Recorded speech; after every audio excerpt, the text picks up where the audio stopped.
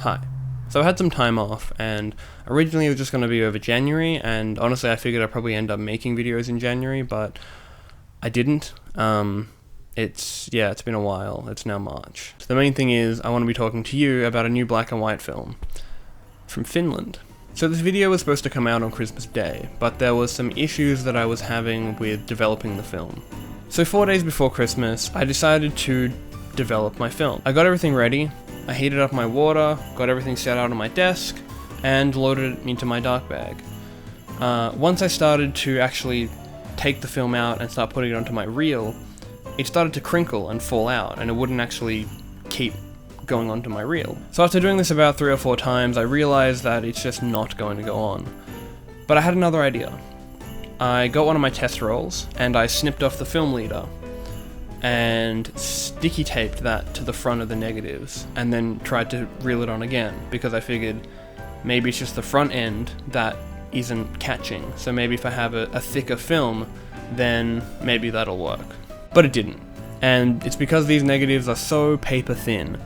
I've never had any negatives like this. I've developed a lot of different films, and generally it's pretty much the same thickness in the film. But in this case, no, it's super thin. So I'm not really sure if it's just like a finish thing or whatever it is, but I'm not a fan because I can't develop it. My cat's here, coming to say hello and to interrupt the story. Hey, Moo. You wanna say something?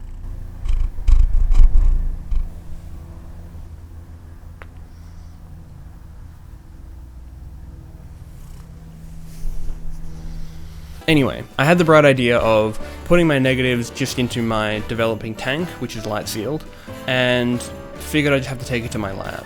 So I did that. So fast forward 3 weeks, I finally get my negatives back, I finally get my scans back, and they're fine.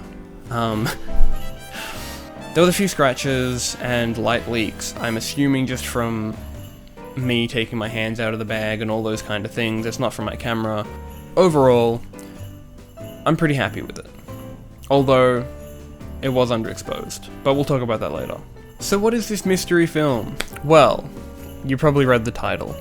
However, I'm gonna pretend that you don't know. It's Santa Ray, and it's a new emulsion. I was very excited to try it out, especially being from Finland. I mean, cool.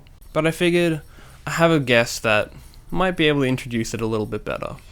Ho ho ho, I'm Santa Claus, and here's the story of Santa Ray film.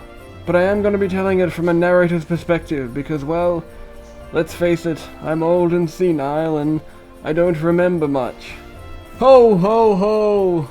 Ages ago, documenting the naughty and nice was extremely difficult in the north, where it remained dark in most hours of the day in the winter season. For many years, surveillance was performed only in the summer months, and all misbehavior in the darker months went widely unnoticed. Bad boys were getting toys, and good girls were getting sticks or coal. After millions of complaint letters, Santa and his chief darkroom elf went back to this workshop to craft a new and improved film formula. After a nice montage of chemical experimentation, their creation was complete. What emerged was a film high in sensitivity and contrast, ensuring that with Santa 1000, they would never miss another moment. Against the guidance of Santa, that's me, some of the elves had recently moved to digital, leaving the workshop with a surplus of film. Around the same time, Ray found out about this. He also just reconnected with his cousin, an avid film photographer elf, living in exile in the Swiss Alps. Ray's cousin told him how every year, more and more human films are getting cancelled by the Japanese. Ray is not the wisest elf, at just 106 years old, but he did see an opportunity to make up for his years in children getting the wrong gifts. So, with charm, excitement, and a bit of magic, Ray the Elf convinced the almighty Santa Claus to release the special surveillance film to the humans of the world. Thank you, Santa. Really did not think he would come on the channel, but glad he was able to make it. So now let's talk about shooting the film. Firstly, we hit the road listening to Björk's debut album on repeat. And upon arriving, we were greeted by some feathery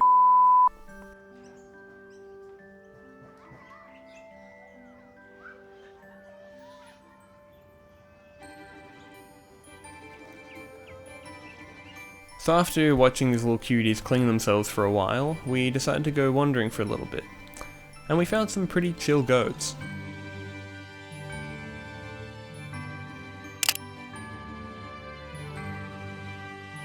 But we did get to pet them, and for the most part they were pretty nice about it.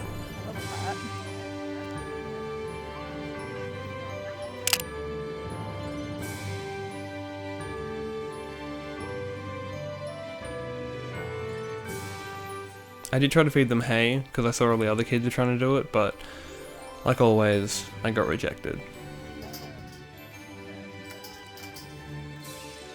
Also, I might have mentioned this before, but animals just seem to love my lens. Whenever I get anywhere close to them, and they sort of see that I'm not a threat, then they definitely have to come over and at least have a sniff and sometimes lick my lens, which honestly is probably just coming to sniff all the other animals' saliva that's on the end of my lens.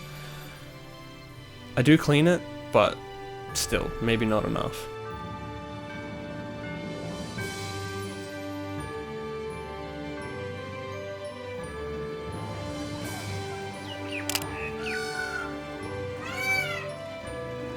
But you hear that? That's our next guest.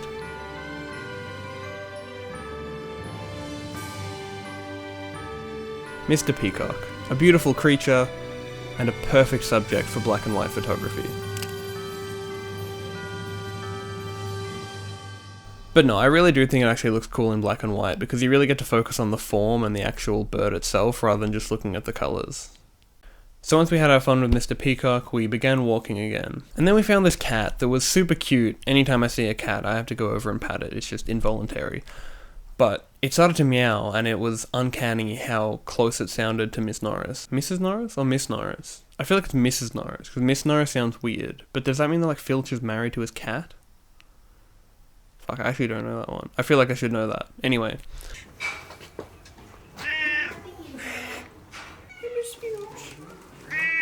I'm talking about Miss Norris? Oh, what, Miss Norris? I'm saying. Miss Norris. Yeah, I'm saying. Filch isn't married to his cat. No, she responded to Miss Norris though. Miss Norris.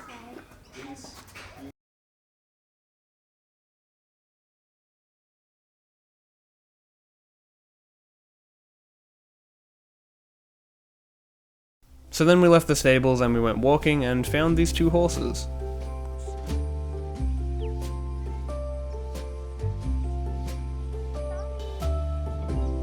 So this photo I took just over the other side where the horses were, and I'm honestly kind of bummed, because it was one of those photos where I really thought it was actually going to come out really cool, but it ended up just coming a bit underexposed, and I'm not sure if I metered for the shadows a bit better, then maybe that would have made a difference, or maybe the latitude in this film isn't as great as I was expecting.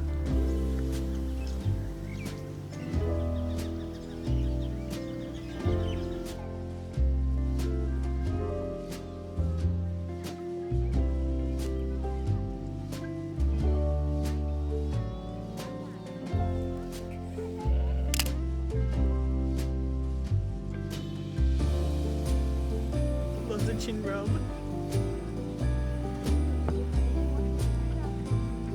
Blah, blah, blah, blah, blah, blah.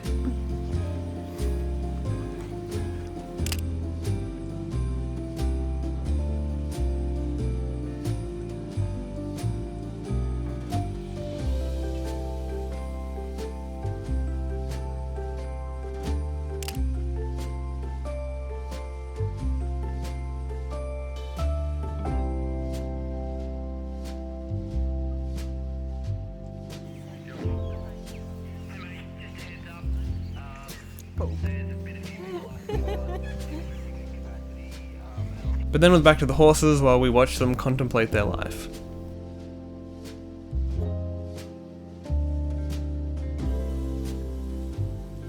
And as it was time to leave, Mr. Peacock said goodbye to us.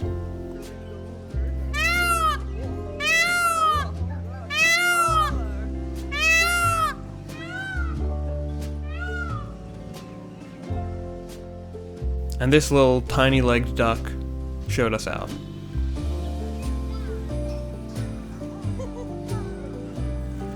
So, would I shoot this film again? Probably not. Not that it's a bad film. I've seen people take great photos with it and you can get good results. But, if I was going to shoot it again, I'd definitely try a few different things. So I actually did end up reaching out to them about their thin negatives and how it wouldn't work in my Paterson tank, and they said that they hadn't heard any issues of it being used in Paterson tanks. However, they use Jobo tanks themselves, or at least Jobo reels.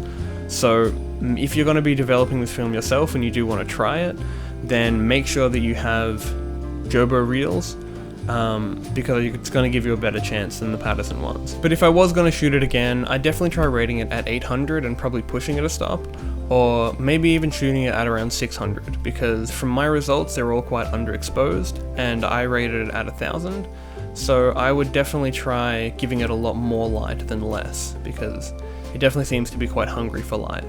But yeah, I'm just really happy the new films are being made, especially high ISO films.